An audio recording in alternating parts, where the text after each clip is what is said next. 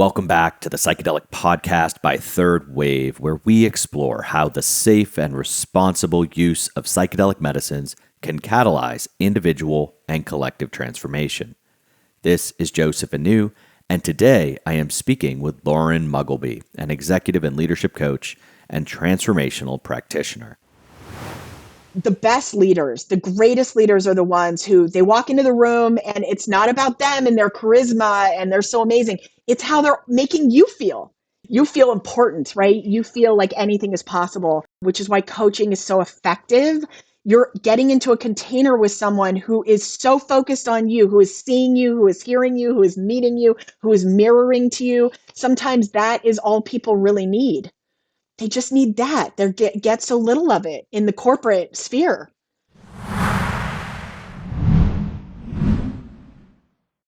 Hey listeners, this is Joseph Anew, director at Third Wave Psychedelic Coaching Institute. Welcome back to the Psychedelic Podcast.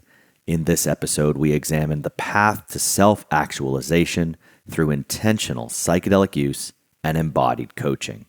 Today, we have Lauren Mugglebee on the podcast. Lauren is an executive and leadership coach. She's also a transformational practitioner and faculty member at the Psychedelic Coaching Institute. She's a former graduate of our coaching certification program, just like myself.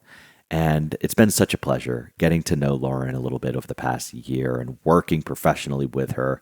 I can tell you all firsthand, she is not only a brilliant coach, but a true inspiration for anybody looking to up-level their personal or professional lives.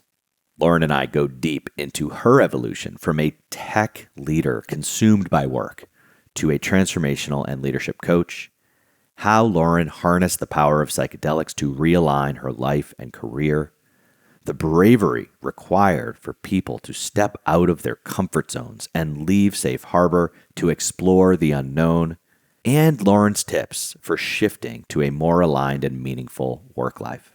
You will walk away from this conversation ready to leave that safe harbor of yours and flow into your more authentic unknown. Lauren Mugglebee is an executive and leadership coach and transformational practitioner and facilitator. In addition to her private practice, Lauren is a Psychedelic Coaching Institute faculty member. Lauren uses a variety of somatic and integral modalities in her practice, including pairing inquiry and non-ordinary states of consciousness to help leaders achieve radical self-awareness and presence. A U.S. native and British citizen, she lives with her partner and young daughters in California, where she teaches and designs bespoke intensives, trainings, and retreats for engaging emergence. Before coaching, Lauren spent 2 decades developing technical products and leading global teams for Facebook, now Meta, Instagram, OpenTable, and Ticketmaster. Before we dive in, take a moment to follow the Psychedelic Podcast on your favorite podcast app. You can also help others find this podcast by leaving us a review there. And go deeper into this episode with full show notes, transcripts, and any links to products we may have mentioned in the conversation. Just follow the link in the description or head to thethirdwave.co/podcast and scroll to episode 219 with Lauren Mugglebee. All right, that's it for now. I hope you enjoy my conversation today with Lauren Mugglebee. So Lauren, thank you so much for jumping on the podcast. And I would love to kind of kick off with kind of your life before psychedelics. You know, what did your professional life look like? What did your personal life look like? If we kind of move on from there, because I'm so interested in coaches, especially career changes, especially people that are doing one thing in some capacity, or they're living a certain way and they end up being a psychedelic coach or a facilitator or guide or something like that. It's always a great transformation story. So I'm curious, Lauren, to kind of kick off the show, like, what was your life like before psychedelics? Yeah. Well, I would just reframe slightly to say that you mean intentional use of psychedelics as a modality for coaching? Because this is probably started about 2 years ago. But before that, I was in tech. So I went to school and I studied English literature and French. And then basically went into tech where all the jobs were. And I started as a recruiter, and then I became like a project coordinator, and then I was a producer. Then I became a product manager. And I was in tech for several different companies like Ticketmaster, Open Table, and then more recently Facebook, which is now Meta, and for a very brief time, Instagram. And so I was working in a space of product management in the digital space for those companies, and then technical program management when I was with Meta.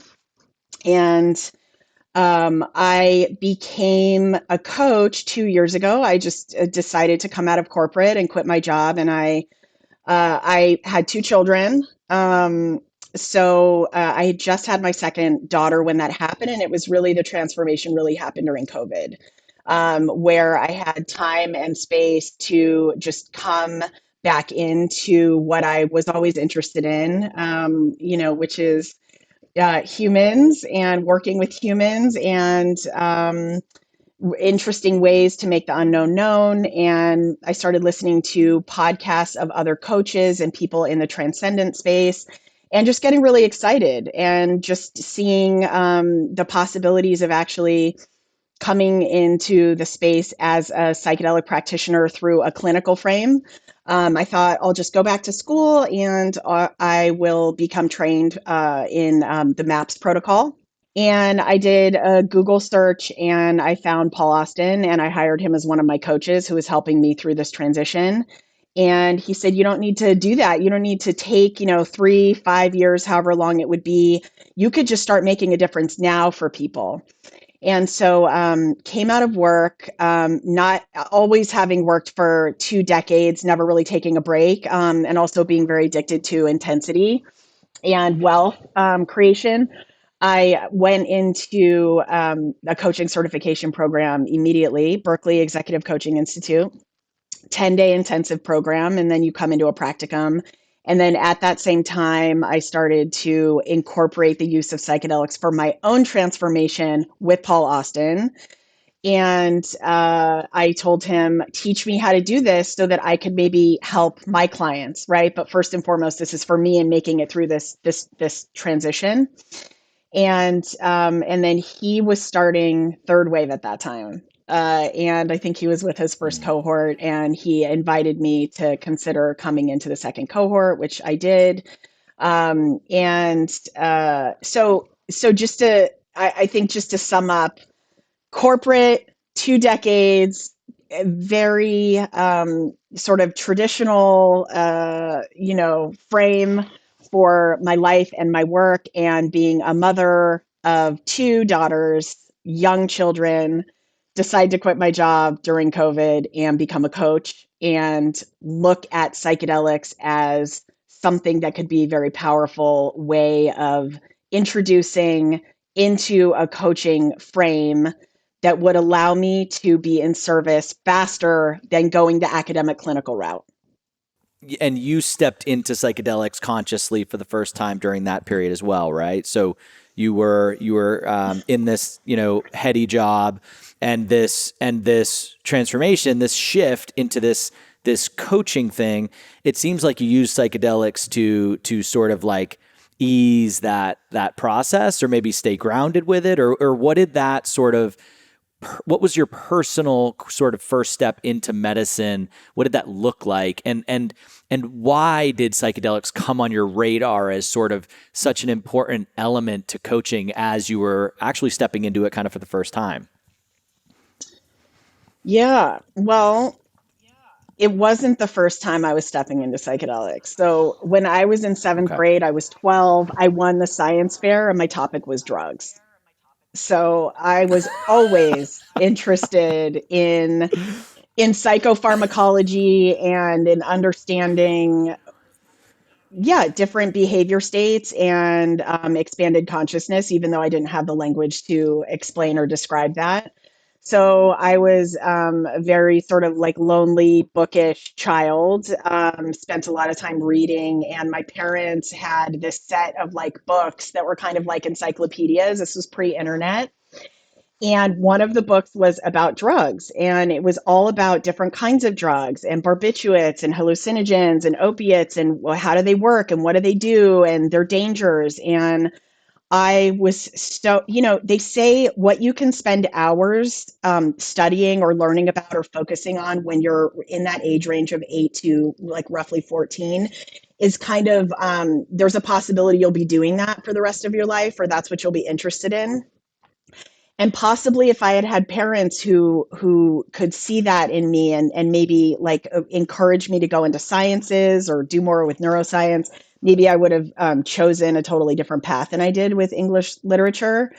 But let's just say that that interest was sparked at a very young age. And I already experienced parents coming up to me and saying, what is this? Why is she winning? Why would you study such a thing? And my child who did volcanoes should have won, this science fair or, whatever. But I had just spent so many hours, and it was clear that what I was bringing to the table was also educating people. And so that seed was planted very young. And then let's just say around 17, I came back into recreational use.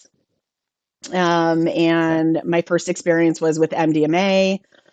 And it was known like then as ecstasy or something you'd find at a rave. And I experienced that very intentional use with a friend at 17. We were house sitting for somebody, and she had a playlist and she had all the things.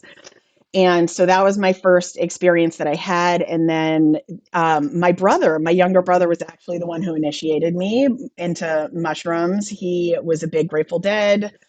He was a Deadhead, and he was seeing Grateful Dead concerts. And so the first experience I had actually recreationally with mushrooms was at the Oakland Coliseum at a Grateful Dead show. I was 17. So then fast forward a little bit, and I went to college, and I went to UCSB, which is known traditionally as a party school. I think it's changing a little bit now, but I took a class that was all about drugs and the exploration of drugs because there's a lot of drugs on campus, and it's part of the culture at that school. And they were looking to harm reduction and educate people. And so the first thing we did was to, if we were drinking coffee, it was to stop drinking coffee and experience withdrawal and learn about drugs through the frame of this is what withdrawal feels like. I was on a sofa for 2 to 3 days, feeling the effects of withdrawal of caffeine. Best way to learn. And I experimented with lots of different compounds in that class. And I journaled about them, and there was a lot of healing that happened there for me. And then, I just put it all away. I put it all away. I bought a trash bag full of mushrooms, probably like $250 worth. And I was going to be like a mushroom person and sell mushrooms and bring mushrooms. And the mushrooms actually, I didn't have the language to describe this at the time, but they told me to confiscate them immediately. I flushed them all down the toilet. And I didn't Oh my really goodness. experiment or use any psychedelics. Maybe a few times experimenting with MDMA or trying to get back to having the experience I had had at 17, but really just focused on my career, building my career. And unfortunately, in the spaces I was in, mostly like Ticketmaster, there's a lot of drinking. There's a lot of use of alcohol, unconscious use of alcohol, and a lifestyle of smoking and alcohol. And I was living in Europe for a decade. And so this was in London. It's a big drinking culture. And so I kind of I was away from the plant medicine. And I just also, I should say, at 17, because I was not raised in a religious household, I was raised like in an atheist frame. I did my own research and experimentation around the time when I started using psychedelics as a teenager into like Buddhism and Taoism and expanded states of consciousness. And so this was what I deeply, deeply cared about naturally what I gravitated towards and what all my books on my shelf were about. And then let's just say like programming and needing or wanting to be successful in a frame the way other people define it, I put all of it away. And just, yeah, went into a corporate world and focused on success in the way most people define it. And just during COVID was like, is this what I want to say about my life and what I achieved? Is this what I'm going to be really proud of? No, like, let's just remember what used to really, turn you on and help you to feel passion, and what you know to be true is this. And so just allow yourself to explore that. And it just felt, the timing felt really right. So beautiful, Lauren. Thank you so much for sharing. And as a parent, I'm like, man, I better double check what books I have on the shelf as my kids. But you know Yeah. what's so funny is my dad had a book on the shelf when I was a kid. It was like this ancient history book, and it had like King Tut on it. And I was at a Joe Dispenza event, and you're not supposed to microdose or anything, but those are the rules. But so we end up doing the whole breath work thing, and I had just blasted off, like just Hmm. completely. And I saw King Tut, like it was like the Great Pyramid, and I was like, it's the book. It's that book I used to like. My dad had on the shelf, and I would pull it out and I would look through it. So I had this like recollection of that book. So it's so interesting when you said like when you were a little boy or a little girl, like what could you sit and read for hours, and what piqued your interest? Because there's a chance you should be doing that. Having that, just this was maybe a year and a half ago, having that like vision of that book basically in that state just came up for me. So really cool insight and amazing. And I imagine as you began to consider this as a modality in a coaching frame, all of that experience and momentum and connection probably quelled a lot of the a lot of coaches stepping in the legalities are sort of the big thing, and maybe that's what kept you from experimenting while you were working at Facebook and Ticketmaster and such. But what can you say about that? Like when you started to think during COVID, like this might be a thing, were there any like concern? Like what was that? How did you approach the legal landscape mentally, or did it not even like phase you? You just kind of knew where you were headed. Yeah. Well, what really, I to go back to the kernel, and I think what you're asking is like, what was the moment when I really started to consider seriously um, going back and combining these compounds or introducing these compounds into the work that I was going to be doing. And it was an awareness based systems change course that I was taking, where I was introduced to presencing and theory U and the work that Otto Scharmer is doing at the Presencing Institute. And a combination of that with a neuroscience for business course that I was taking that MIT offers, where the neuroscience for business is teaching you all about expanded states of consciousness and wellness, and how to optimize your focus. And that was where I first got this neuroscientist saying, you want to get into a state of flow, you want to expand your consciousness, you want to be a different kind of leader. Like, this is how you can get into the flow state. You can do cold plunge, you can do meditation and mindfulness, you can do exercise, you can do psychedelics. Like, that was where I was like, oh, I see now, like the connection here with the awareness based systems change, which at the bottom of the U, in theory, is letting go to let come. It's surrender, right? It's sensing and presencing, it's surrender, and then it's crystallization, and then prototyping. So this, taking that frame with the neuroscience piece from the class that I was taking and starting to really become a systems thinker and a futurist, and how do we see what's coming from the edges? And this is just a tool. It's one tool that can be very useful for someone like me who has become very armored working in corporate, and having to protect myself and being away from my emotions so that I can get things done. And how many other people am I working with? And then the other piece was, I joined Facebook wanting to connect the world and believing that I was part of a movement of, people building a platform that were going to deeply connect people.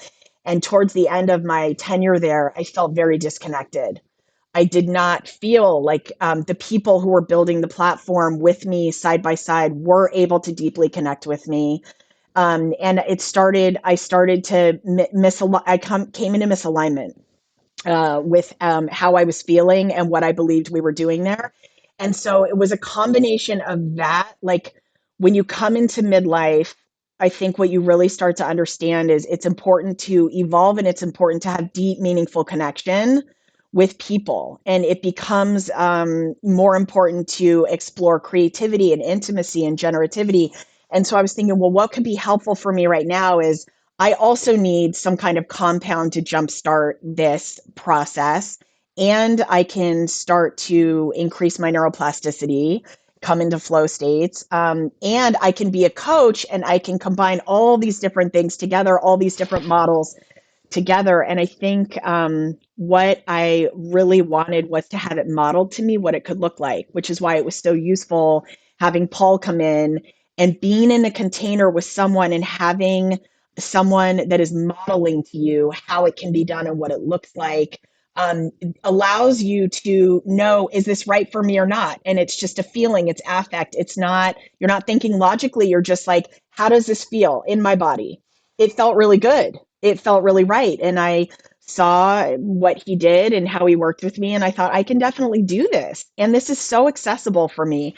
And I think the legality, because so much was already happening around the area where I live in California and people are open to it. And I was starting to look into just places you could go for intentional use, for responsible use, for discrete use.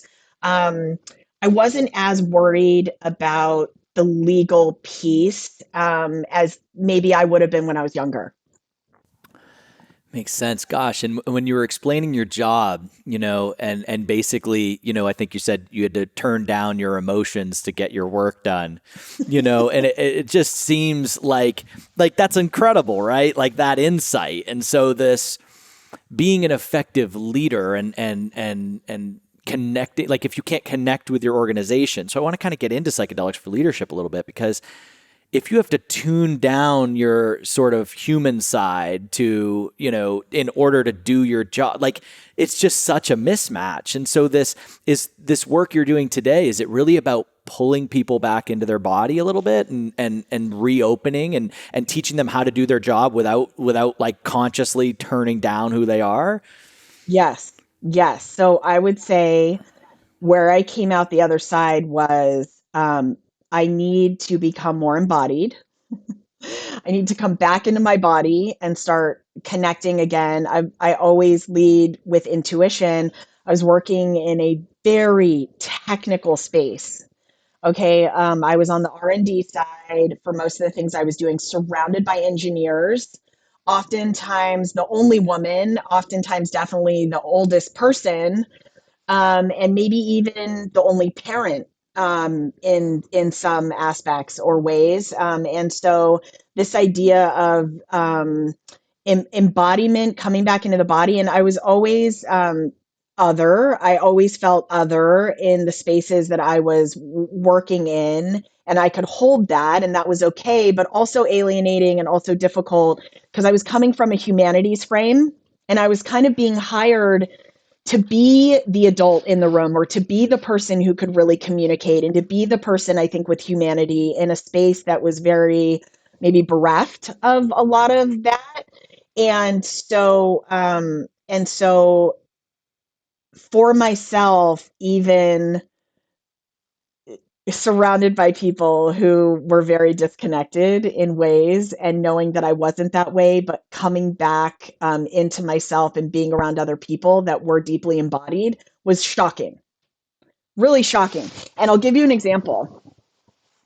Somebody who is speaking and what they're saying is really important to them and their voice starts to shake a little bit and they're in their body and they feel their voice getting shaky and they say, what I'm about to say must be really important to me and difficult for me to share because my voice is shaking and I'm feeling some resistance in my throat. And then they go on to share what they want to say. So this idea of feeling a feeling and talking about the feeling in the body and then being vulnerable and sharing what I'm about to say must be really difficult for me to share was very uncomfortable for me in the beginning when I first came into space of people who were deeply embodied. I was not used to people talking about the feeling in their body before they talk about the feeling, is how I describe it. And most people in the spaces I was in either don't speak at all, or they're definitely not going to say what's happening in their body when they're speaking, or they're going to say something that they think is going to be acceptable in the group that they're in. And so I always led, even towards the end, as became more emboldened and I started to understand the power of just bringing humanity into the workplace. I even was disembodied compared to people who are very like far along on the spectrum of like feeling their feelings. And so I always led with intuition, but I didn't really understand the power of that until I started coming into learning about neuroscience for business and systems-based awareness and presencing. The real power of that intuition and being in touch with your body and that being a way that can lead you. And I'm not saying data is not important. Data is important and looking at all aspects of a decision. But even the most powerful leaders will say at the end of the day, how did you make that decision? And they'll say, I just felt it in my body, right? I felt it in my gut or I felt it with whatever. So this idea that I always had that power, but maybe wasn't aware of how to articulate the importance of it or what I could bring with it, is something that's happened in the last couple of years as I started working with plant medicine. Um, and then the other piece I would say is that I was leading onboarding for my function at Facebook, Meta. I was deeply interested in compassion as a service, what I call compassion as a service, which using that kind of language as a service with people who build services and platform and other things, I think that really resonates with them. They start to understand this is a muscle you can build, this is a skill you can build. These aren't soft skills, these are really important. And towards the end of my time there, I actually had people coming to me from HR and from leadership development saying, we'd love for you to work with our engineering leaders. We'd really love for you to stay with the company and just completely change what you do and move into this work and do it full time. And there's so many people that could benefit from your experience in technology and holding space for so long in these spaces. They'll respect you and they'll open to you and maybe they'll, the package that you're bringing it in will be more palatable for them. And I thought about doing that, but I'm glad that I decided to just go my own way and find my way. And then I decided if it brought me back to Facebook, fine, that would be great. But maybe it could take me somewhere else. And I just wanted to explore and see. And I think that's what the psychedelics did for me. I think they gave me a more expansive frame and a way to connect in with other people that expedited my ability to build a new network and a new support structure very quickly. I can't help but, and I'm so glad that Facebook kind of gave you the option of sticking around because, just what's kind of coming up over here is just with the impact these tech companies have on society. If somebody begins to become more embodied and they're forced to more or less leave the organization, like what, they, and with you, they wanted you to stay because they see it too. But then you're like, that would be just like, I'd rather climb Mount Everest. It seems like that might have been a very challenging role if almost everyone there is just like, in the head, like turning down the ability to feel things and turning down that Here's what I intuition and learned. sort of doing Yes. what's acceptable. Here's what I learned when I went into coaching. They said, um, the people who come to you as your clients need to want to be coached. This isn't something Right. you sell to people. And the feeling and Right. sense I had was the people they wanted me to help in the organization were not interested, did not Yep. want to be coming into a totally different way of being. They weren't ready, or they just didn't understand it, or it's fear inducing. And so I can completely understand why in the back of my mind I was thinking, yes, I could help these people, but how many of them actually want to learn these skills? I don't know. I don't really think there's that many who want to. Right. Oh my gosh. Yeah. And you mentioned cold, and for years I've been putting people in ice baths and doing breath work and stuff. And when we as from that business, when we went from public events, like events that people buy tickets to and apply to attend, and when we went into private events for corporations, like it was so foreign to me because wait, these people don't even want to get in the ice bath. Like these, I gotta arm wrestle them in, and like it's a completely different vibe. And I'm just used to showing up and doing some breath work and jumping in. And so it was just this big, and it's so much more for you, the coach, the impact you can have. You might, depending on how you're fulfilled in that context, like you might work, a million, you might work yourself dead and only have a 1% impact, whereas you could work a modest amount or a reasonable amount and have a 10x impact on the right client in the right role with the right expectations, with the right intentions, with the right past and the right presence. And so most of us coaches, it's more about, I want to step into wherever I can have the greatest impact, and not just like exhaust myself and then have no impact. So I just love the path you took, Lauren, and the courage you had, because I imagine when Facebook says, why don't you stick around and do this full time, and we'll give you a check, saying no thanks, I'm going to go like see what the world has for me, that sort of courage I just will acknowledge as well, because Thank you. it's probably a big job to turn down. Yeah, stay in safe harbor or leave safe harbor, right? Mm-hmm. Which is, Right. I don't Let go of the know that I shore. would have had the courage. I don't know that I would have had the courage when I was younger. I think I reached a point during COVID, where just financially I felt secure. I had support from my husband. My kids were, my daughter was, that bit older, and we were really coming up out of the trenches. When people approach me or I meet people in the spaces that we're working, and they're very young and they're really struggling and they want to start a family and they haven't embarked on the complexity of what that all means. My heart's so open and big, and my hat is off to these people who frankly had so much more courage and overcame some programming a lot sooner than I did. But coming into the space, with the privilege and from where I'm at and the experiences that I've had, it has made it a lot. It has made it a lot sweeter, I think. Mm. I haven't had to feel a lot of that angst that I see a lot of other people who really want to be doing this work and haven't really figured out how to sustain themselves in it. Right, right. And I think stepping in, there's something that psychedelics tend to do, at least for me, and it's to tear down doubt of these decisions, right? And I like to say doubt is the enemy of dharma. Dharma is this thing we're Mm. supposed to do in this life, and it's the story of the woman that infiltrated the tribe of chimpanzees and learned so much about them, and she contributed like everything we know about chimpanzees.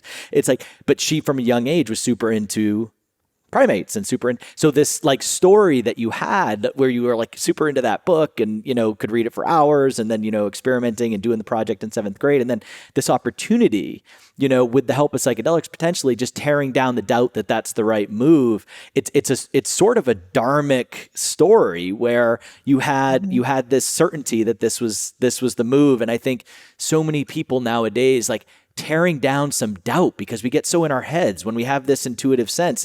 If we do feel our body, as you were talking about a little while ago, we do feel that, that clinch in our throat. We do feel that turn of our stomach when we think about, becoming a coach or becoming a whatever.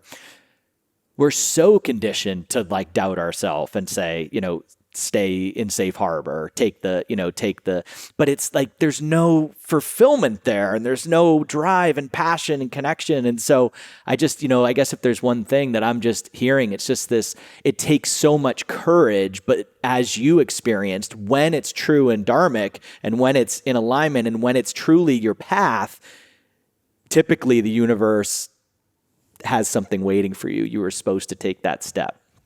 Yeah, clear, simple, obvious. That is definitely how I felt when it happened. And And I did, If you were gonna I, if you were going to advise somebody, Lauren, so like someone out there is like, working in accounting and like they want to, they're feeling it, but they've been tuning it off and turning it down for so long. Like how can you were fortunate, you stepped into psychedelics, you had this history. Like if someone's just feeling that in their body, mhm. like what, if you were going to do it again, like what advice would you give them? Yeah, okay. Hmm. Well, it starts really slow. You have a vision or you have a feeling that you could do something else, and you don't really know the right path to get there, but you decide you're going to choose a path. And so for me at the time, there was a raging mental health crisis because of COVID, absolutely raging.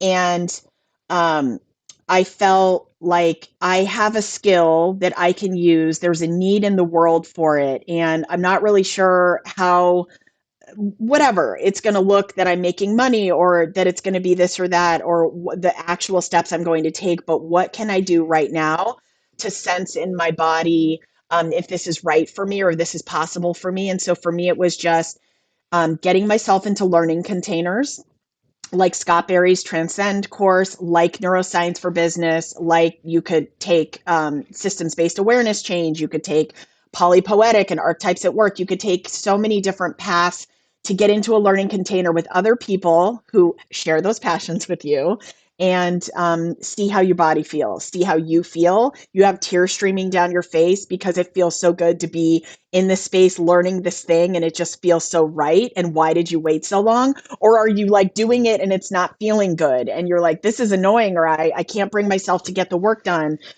Just allowing the reaction you're having in real time to whatever it is that you're exploring, even starting as simple as listening to podcasts. Just start listening to podcasts, psychedelic podcasts, or coaching podcasts, or people who are psychedelic assisted therapy talking about being on the front lines and what they're doing, or the neuroscience, what is turning you on, and feel in your body that feeling, and then keep going deeper if it feels good. And if it doesn't, find something else. But it's dipping your toe in, and it's being intentional and a little bit every day.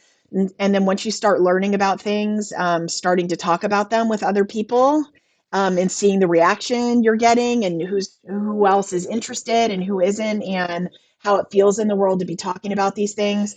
This is a frame that Stephen Kotler teaches in The Art of the Impossible, where he talks about high hard goals. And so my high hard goal was like, I'm going to become a psychedelic assisted therapist, and I'm going to spin up a practice, and I'm going to write books about this, or I'm going to start speaking about it publicly. Okay, so what happened to me? It was a little bit of a reframe. Okay, so instead of psychedelic assisted therapy, I became a coach. Okay, and there was this new modality, and like, did I write a book yet? No, but I'm like forming companies and I'm creating retreats and I'm doing all these other things, frankly, that like I at the time could not have foreseen at all.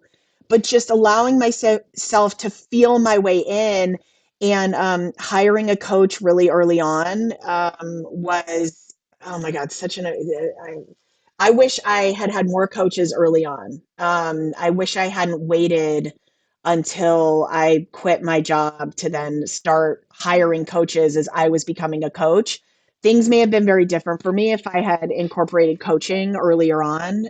Maybe I would have even left corporate sooner and I would have been on this path a lot earlier. But what I would have done differently, well, I love the way that I did it, and it's been like 2 years. But if I had to make one change, I might have focused more on embodied coaching, like with the Strauss Institute.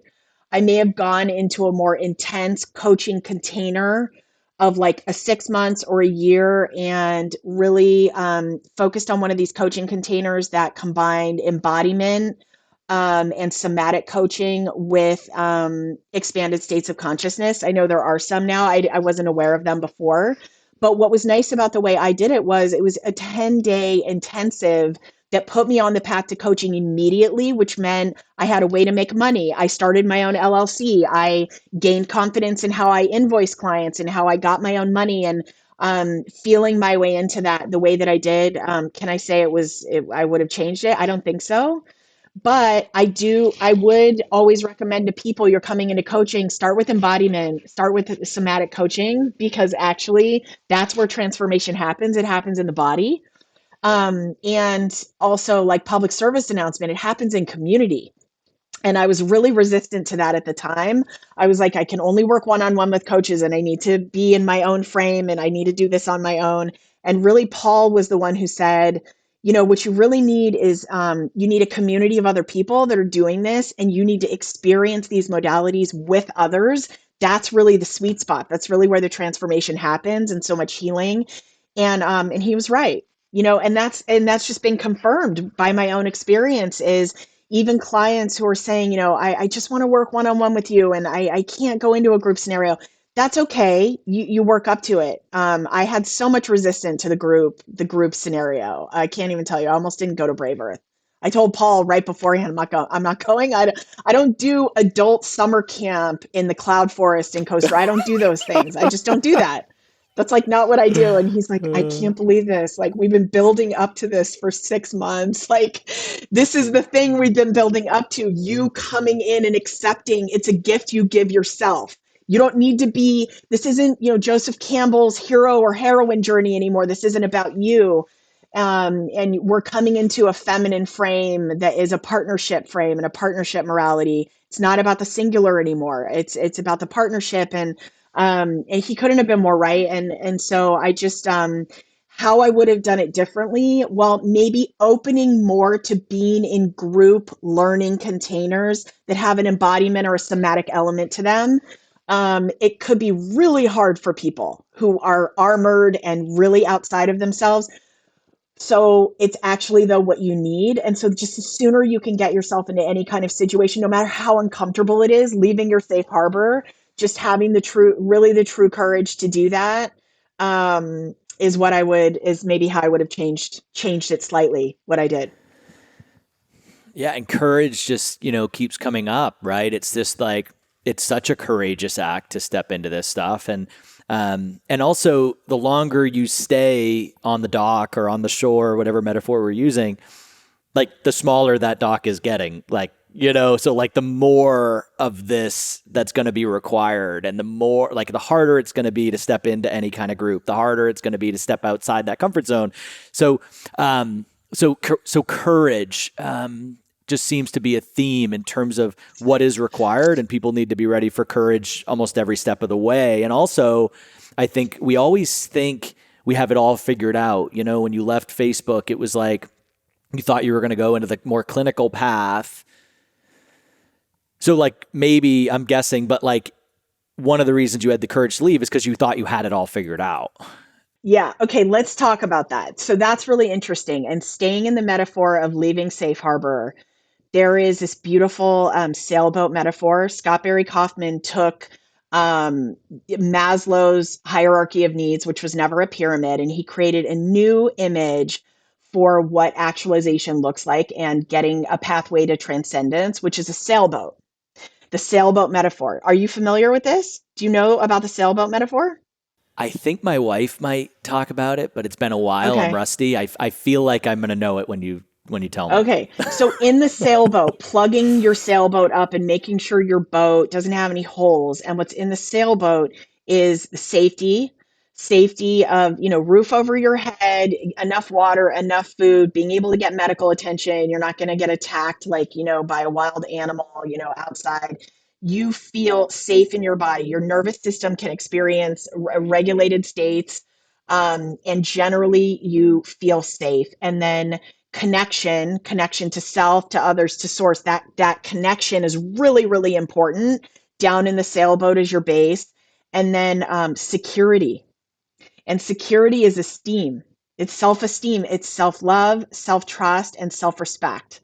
And so the metaphor says, in order to get up into the sails of like adventure and love and actualization and transcendence, and then to even get to the bird, above the sailboat, right? Where you're just, flying in the air. You need those three things. You need safety, connection, and security. And then once you have those things, you are in a state where it becomes possible for you to really take that leap.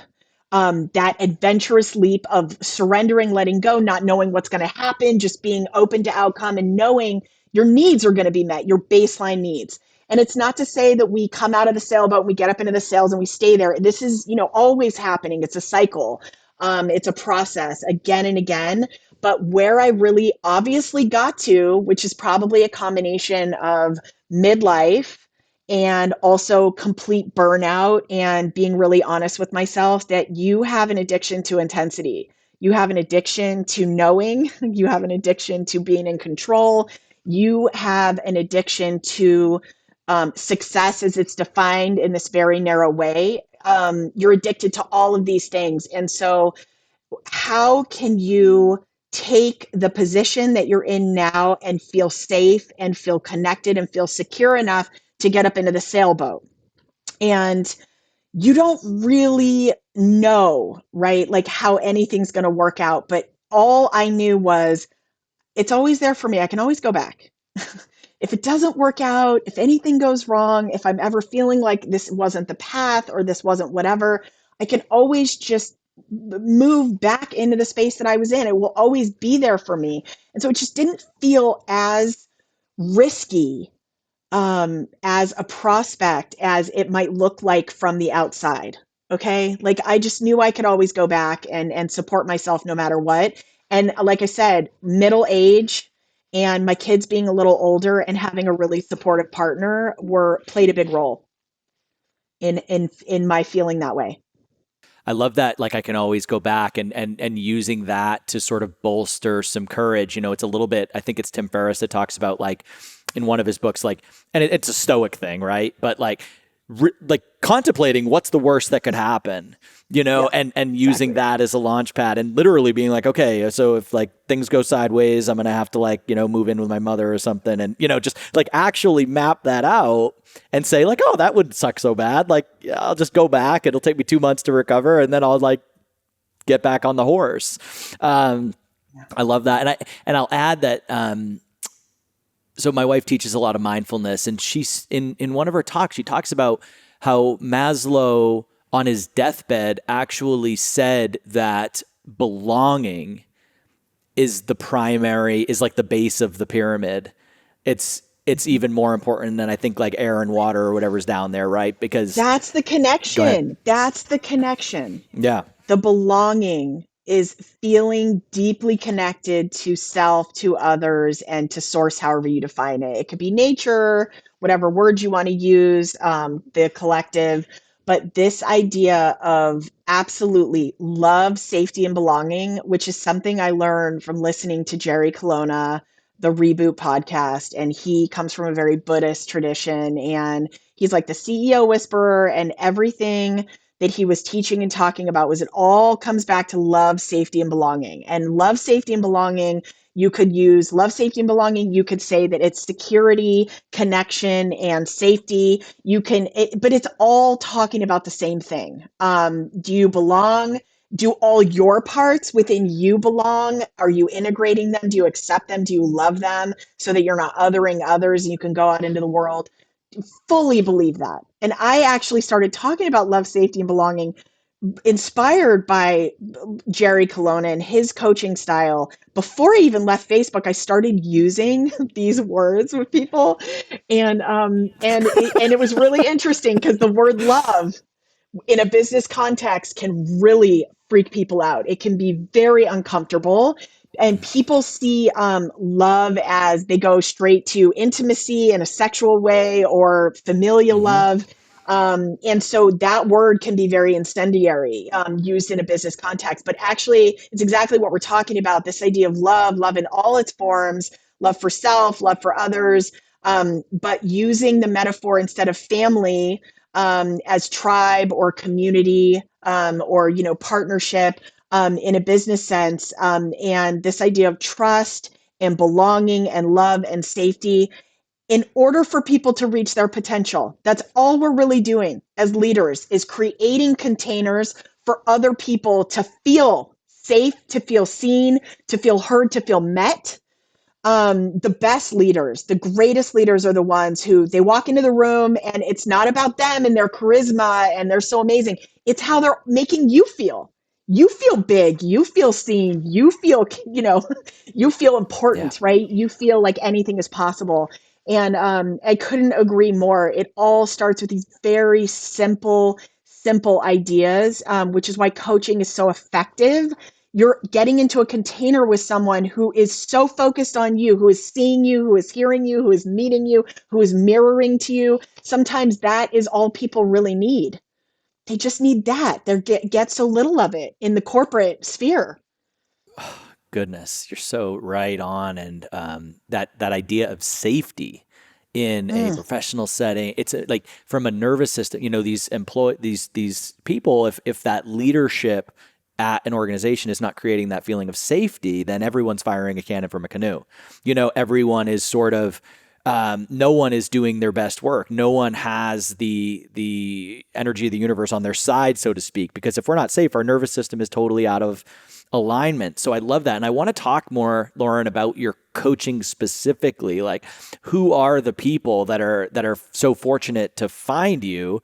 Because particularly where you're based in the country, it's just, I've got a few clients up there. It's like it's a very specific type of person. And a lot of them, this is the word love is outside their comfort zone, as you said. So like, who is the person, like what sort of, whether it's midlife or mid-career, like what brings them to you, and sort of what does that process look like? What does that relationship look like? yeah. Okay. So when I started a couple years ago in my practicum, I coached you need to coach 50 hours. Okay. And the particular program I was in was like coach for free. You can charge a little bit, but in order to get the volume and the number of people you need and to start that flywheel of referrals, if you don't want to be spending all your time marketing and doing, writing things and podcasts and buying, SEO and all of this, you need to actually increase the number of people that you are offering your services to very early on to start that flywheel. And so I coached for 100 hours. And primarily the people I coached I had a woman post into a Facebook group of breadwinning moms who wouldn't otherwise be able to afford coaching. Okay, so they were mothers, they were making the majority of the money in their household, and they really were hungry and starved for support. But they it wouldn't have occurred to them that I would spend money on a coach, and a lot of them were entrepreneurs as well. So I coached in the beginning women, but I also had like a CTO of $1 billion tech company come into the mix, and I had other people that I had known in the tech industry who were interested in coming into a container with me. And so it was a real sort of hodgepodge. Okay. It was like very diverse set of people. I would literally coach anyone because all I knew was, okay, I'm calling myself an executive and leadership coach, but I'm learning the skill of psychedelics, but I don't really know, am I going to be a transformational? I didn't even have the language. I didn't really understand the kind of coach I was going to be. I just knew the more people that I coach, I can start to understand who is for me and who is not for me. Who are the people I can best serve? Who is attracted to me? Who goes and tells people about me? What comes to me organically until I get a sense for who am I able to best serve here? And so really for me, it's been about established leaders and rising leaders, people who are looking for a very different kind of experience that is radical, that is about radical self-awareness, learning how to be radically present, learning how to be in radical inquiry. I'm not really serving people who are kind of dipping their toe in the water. I do have some clients who are a little more conservative, but most of these people are midlife. They have reached a point in their lives where they have achieved success and status in the way that it's defined, and the way that we're all programmed to believe what success and status is, or a large number of us were. And so they are really looking for something They don't actually know what they're looking for, to be honest. They come and they say, I'm not getting high enough on the ladder, or I want to make more money, or I want to change companies, or, they're not coming to me being like, I think I'm on the wrong ladder, or I think there might not be any ladder, but I'm not really sure about that. No one's saying that. Okay. Everyone's saying, I have this goal where something's not working for me and I feel blocked and I want to get to the next level, or I'm really deeply unhappy. I have all this success. What's wrong with me? Kind of thing. And so I will service people, men or women, generally tending to be in their 40s. Some of them are a little bit younger, but they really are looking to explore in a container with someone how they can reach their potential. And a lot of them are willing to try lots of different things. So in the beginning, I wasn't working with any clients with psychedelics. Okay, zero, zero. And then once I started learning the skill and I started talking about it and incorporating it with some people, the people I worked with started telling other people about this experience and the power and the potency of combining the compound with the models. And all the people coming to me now pretty much are like, hey, I want to work with you in this way. This is what I'm attracted to. 80% of my clients now are working in some form of psychedelics, whether it's microdosing, whether it's macrodosing, whether it's a combination of those two things, whether I work with them or I design bespoke experiences for them to go off with someone else. But the key here is I work with lots of different people and I design a bespoke experience for every person sitting in front of me. There's no like, I only work with leaders at this level who are totally burnt out or who are really like, hard edges. I will work with so many different kinds of people and design something unique that is specifically for them and teach them a new language, a new way to hold complexity and paradox and embodiment and how to be in inquiry with themselves and how to become whole. And I don't want to put myself anymore into just executive and leadership frame, because the truth is these people come into my frame maybe because of that, because it's safe, that frame. But really, this is about transformation, and it can happen in so many different ways that you have to meet the client where they're at. And so there just needs to be a spark between myself and that person, and the willingness to take responsibility to being the creators of their lives, really the vow to live in truth and alignment with their passions and their values and their virtues. And then they need to be willing to surrender or let go. Even if they don't even know what those words mean, they need to be curious about what those words might mean. And I learned that in the Robert Fritz book, The Path of Least Resistance, Hmm. that Path of frame that he least talks resistance. about Yeah. how to create the Hmm. tension. And so every Hmm. client I have, I won't take them on unless they can agree to those three things. There's a ton of other stuff they have to agree to, like physical movement, a stillness practice, reading some books, like showing up. They have to agree to a lot of things, but those are the three most important things, because what they're Yeah. presenting to me when they first start talking to me is not the thing. It's never the thing. So we're going to have to feel our way into what that thing is. And it's going to be an emergence of a different kind of archetype or energy that they are, it may be in the shadow of too much or too little in, and need to come into like an optimal zone there. But they don't even have the language to talk about that or describe that when they come to me. Right. Right. Wow, Lauren, it's amazing. I love that. And what would you just like? Maybe this isn't like a great question, but like, how many people are up to the challenge? Like out of 10? Because Mm-hmm. it's like, as a coach, we need to have these intake processes because we want to have an impact. We want to change people's lives. We want to support them. And we need to have space in our calendar to find those people. But as a coach, it's also very tempting to just try to take everyone in, especially when you're just starting out. So yeah, like I guess out of 10, like after you've been doing this a couple of years, like how many people do you find that are actually up for that type of challenge? Yeah. I would say because people come to me through referral, these aren't like random Mm, people that finding me helps. online. I don't like, it's very few instances where the Yeah. person isn't already super interested in working with me and I'm turning them down because it's not going to be right financially. The energetic exchange is not going to be right, or the timing's not going to be right, or they can't commit to something I'm talking about. It's probably going to be like 7 out of 10, or even maybe even 8 out of 10. only because the way people are coming to me is not through a means of they find me in a way that isn't through another person that's already worked with me. By the way, that's like one thing. That's one thing that being out there and having a platform and being more in the spotlight and doing podcasts and publishing articles and all of this is one thing that I'm actually I've talked about this with people, opening myself up to potentially having a lot more people reach out to me and have to have like a more intense filtering process than I have now, because I just don't need to worry about that so much right now. And it's, Right. yeah, it's something that I really weigh and I think about. But it's like, again, leaving safe harbor. And there's just, and in a psychedelic like frame, willful participation like is just required, right? Like, Yeah. doing it for the right reasons, having the right, the right intention, the right space in your life, the right understanding of what you're getting yourself into. You would never.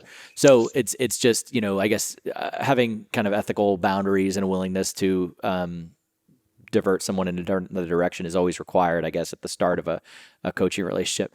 Lauren, I'd love to kind of, because you were in CCP 2, I was in CCP 3, now we're on to CCP 5 right now. I would love to kind of like tie up. I know we're kind of getting over time here, but I would love to kind of talk about CCP and your experience in the Third Wave course a little bit and sort of how that prepared. I know you were also working with Paul on a separate, in a separate coaching container, but what can you share about CCP that for people that are listening, that are coaches, that might be interested in what Third Wave's doing there? What was your experience like in the program? Yeah, I really felt when I came into the program so much reservation about wow, there's a lot of spirit people here. There's people who are energy trained. There's people who have done body work. There's people who are very physically fit, and they're biohackers. I felt at the time I was one of only two or three actual like executive coaches or people coming from Mm-hmm. like a business frame. I wasn't Reiki Mm-hmm. certified. I wasn't like breathwork certified. I didn't associate myself with like being a spiritual person in any way. And so for me, wow, like coming into this was so confronting. It was so showing me how little attention I had been paying to anything basically that was outside of something that I could do with my mind. Okay, so I was like all about knowledge and all about the cognitive and all about rational and all about, and maybe deep down there was a spiritual component or there was a body component or there were these other intuitive components like already there kind of like dormant inside me or needing to be uncovered. But in the beginning for me as like a coming out of a corporate frame, it was shocking. It was really shocking for me. I mean, You're I like, there's a can't. lot of tie-dye shirts in the room here. Yeah, yeah, and like I love that, and also wow, this is wow. Okay, but when you know when it's difficult and it's challenging in that way for you, and you're looking very different and coming from a different frame than most of the people in the program, what an opportunity. What an opportunity to be thrust into just something so different and to learn about yourself really on hyperdrive. So, okay, for me, I loved obviously learning about everything psychedelic, learning about the history and the culture and the neuroscience. And it was just setting off like every nerdy dopamine pathway like possible. But also getting into a container with people who were so different than me and being shown, Lauren, you think you're an open person. You think you're deeply compassionate. You think you're deeply loving. You think that you're intuitive. You think all these things. And by the way, on a continuum, you are not. You have so much work to do. You know nothing. That was okay. That was such a gift. That was such a gift because I get super turned on by the challenge of that, seeing how much farther along other people are in their embodiment, and then wow, okay, I really see where I need to get to and what could be so useful for me, and not getting overwhelmed by all of the things that you don't know and the skills you don't have. I think if you can just hold that, you're coming with something too that can be useful, but not to get like too hung up on how much there's such an expansive toolkit to build in the space. And so not to get into a state of mind of imposter syndrome about that, but just to sit with that and understand you're going to be learning. You're going to be in deep learning for basically ever. And I love learning and I'm curious. So that was really great. That was a beautiful experience. The people I met in the program, and this is kind of what Paul was saying. Yeah, you know about psychedelics, you've experienced a coaching frame with me, but you need lots of people in your network. You need therapists. You need people who are, energy and body workers. You do need people who are like very fit and biohackery types. You need to have all types. So when someone comes to you, you know who's right for you and not, and you can refer on, or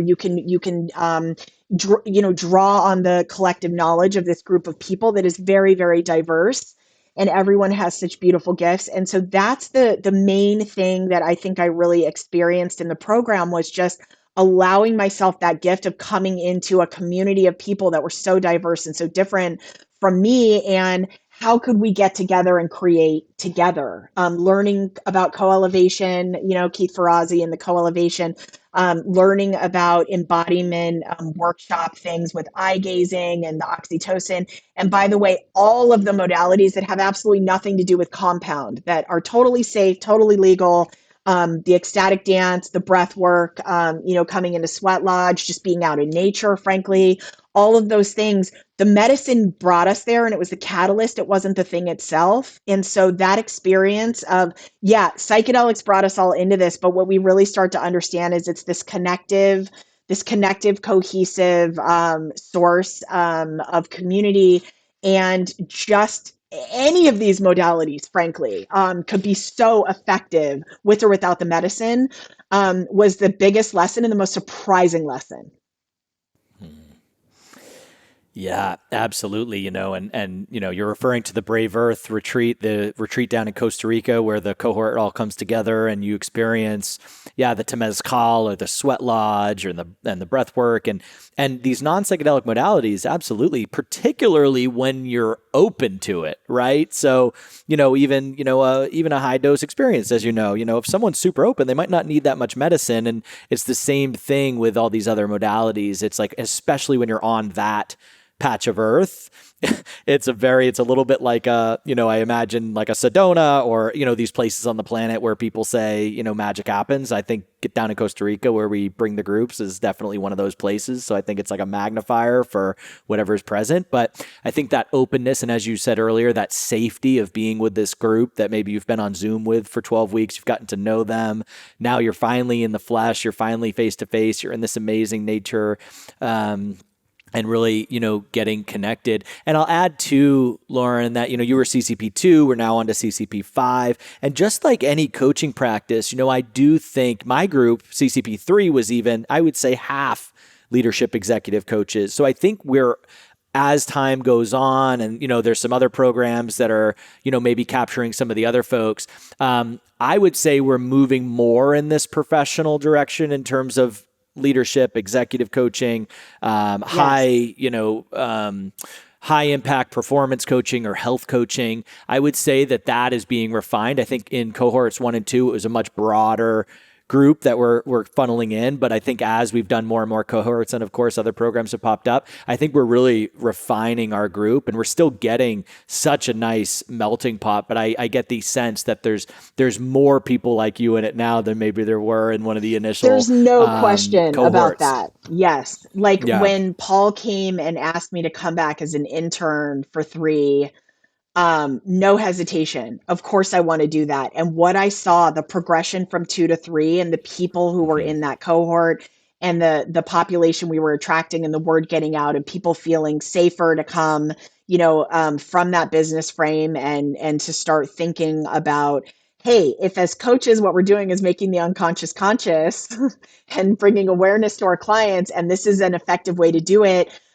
Seeing more people with that executive and leadership, or even just, life coaching, wellness coaching, whatever it is, almost everyone's a coach now. And I'm on faculty now. I've come back as faculty and I'm leading a cohort. And the way this cohort looks is very different to what I experienced in two. And it's been so beautiful and interesting and amazing to watch that progression. And people coming in who, yeah, addictions to intensity, or just wanting to be in more service, or wanting to do something where they're like deeper and more part of the collective. And how can I take my coaching practice and, look at incorporating these compounds, and what will that look like? And people very concerned about the legality, people very concerned about keeping people safe and the harm reduction. And it's been so beautiful to watch that, and so deeply humbling, to be part of so much of the program and watch as it evolves, and who we're attracting and who we will attract, and how that shared energy of the people who are coming in, co-creating the experience, is just becoming so much richer, and more beautiful, and even more excellent. That's actually been, I think, one of the best parts about this is coming in, learning, having the experience, and then being able to turn around and serve the next generation and the next, and be part of that, has just been so wonderful, and not anything I could have foreseen happening. You and I both. Yeah. So a year ago, I signed up as a student, and that Brave Earth retreat, sat down with Paul down in Costa Rica, and here I am. And it's been such a joy to not only share on this podcast, but I take a lot of the phone calls. Like, if people go on the CCP website and they're interested in the certification program, chances are you're going to end up on the phone with me. Yeah. And it's been, as sort of like the doorman for this program, it's been amazing to help people with their decision, whether it's this program or something else, because this group that we're now curating really consciously is, it's super exciting to kind of be on the front lines of the program, because I'm really getting to know people and seeing who's coming in, and helping that group just kind of create itself, co-create it, if you will. It's been amazing, and I'm so excited to be here and a part of it as well. And I'm so excited. We're going to be in Costa Rica together in like a month, and so we'll create some magic there as well, Lauren. Well, hey, this has been awesome. It's been such a joy. And gosh, next time we talk, I really want to talk about that addiction to intensity, because I think that's just so interesting. And I think there's a hormonal piece as well. People get literally, executives, leadership folks, they literally get addicted to the hormones of stress. And even when things are supposed to be calm, they're just creating stress and anxiety because they're just addicted to that. Like, that's a whole show. I would love to explore that more deeply with you. But is there anything, Lauren, that you want to kind of close us off with here, and tie this episode up with? Any final message to our listeners? Wow, just how beautiful opening yourself to possibility can be, allowing yourself to indulge in dreaming and visioning something for yourself that you just, if it happened to you, it would be the most amazing thing that could happen. But it's getting to the point and having a frame and being surrounded by others who will encourage you in that indulgence of just, dreaming for really bringing into creation your mythos, your life dream, and not waiting until midlife to allow yourself that indulgence. That there's so many ways of energetic exchange and finding different pathways that could be completely unknown to you, that are open to you if you will allow yourself that. And so that is my message. And find yourself a mentor. Find yourself a mentor. And if you're interested in this work in plant medicine, or just expanded states of consciousness, doesn't even have to be about plant medicine. Finding a mentor, someone who's walked the path slightly ahead of you, who can guide you in the space and bring you into it, is just really such a beautiful way to be initiated. And it is an initiation. Lauren, thank you. Thank you so much. And Thank it's you. just been such a beautiful conversation. I've really enjoyed it. So thank you so much for carving out the time and for all that you've shared. It's been a really inspiring episode of your story and for people listening. So thank you, thank you, thank you. So if people are listening and they're like, wow, Lauren is just, this is really Yeah. resonating. How do they find you? Where do they go? Yeah, Is I there a have a website? website. LaurenMugglebee.com. That's it. That's it. My name, Lauren Mugglebee, Mugglebe, LaurenMugglebee.com. That's my website, and you can reach me there. And thank you so much. Thank you for having me. It was really fun to spend this time with you, and enjoyed it as well. So thank you. Hey listeners, Joseph here. I hope you enjoyed my conversation with Lauren Mugglebee. Remember to head to thethirdwave.co/podcast to go deeper into this episode with full show notes, transcripts, and all the links we mentioned in the conversation. That's thethirdwave.co/podcast and scroll to episode 219 with Lauren Mugglebee. What moved you in today's conversation? What inspired you? What new insights did you gain? Do you have any more questions about today's episode? Continue the dialogue with us in Third Wave's community forum at community.thethirdwave.co. Sign in or create an account first, and once you've logged in, navigate to the Psychedelic Podcast menu. Leave us a comment there, and while you're at it, check out the rest of the platform and find support, meaningful discussions, high-quality education resources, and even providers from across our global ecosystem. You can sign up for free at community.thethirdwave.co. We hope to see you there. Thank you so much for watching. If you want to stay up to date on the third wave of psychedelics, subscribe to this channel and visit thethirdwave.co, where you'll find plenty of free resources on the intentional and responsible use of psychedelic medicine.